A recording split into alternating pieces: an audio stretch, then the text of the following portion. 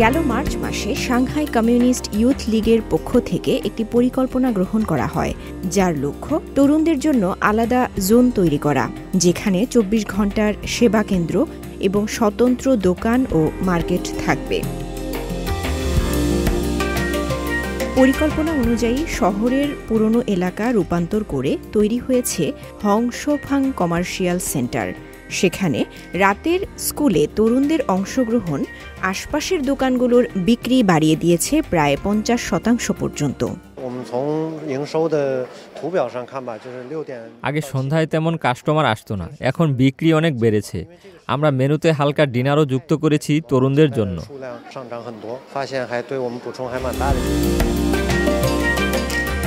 এই নৈশ স্কুল শুধু তরুণদের মানসিক প্রশান্তি ও দক্ষতা বাড়াচ্ছে না, একই সঙ্গে রাতে শহরের অর্থনীতিকে চাঙ্গা করে তুলছে।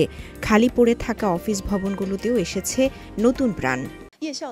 নাইট স্কুল এখন তরুণদের এক ধরনের কনজাম্পশন হয়ে দাঁড়িয়েছে।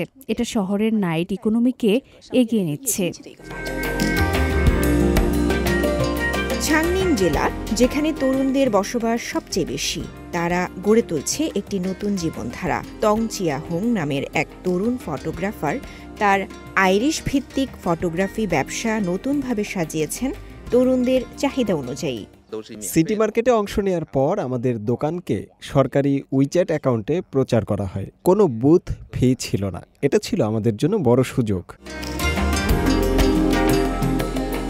এই তরুণ উদ্যোক্তাদের সহায়তায় ছাংনিং জেলা গড়ে তুলেছে একটি পূর্ণাঙ্গ সাপোর্ট সিস্টেম, যার মধ্যে রয়েছে আর্থিক সহায়তা, স্পেস ম্যাচমেকিং এবং মার্কেটিং সাপোর্ট।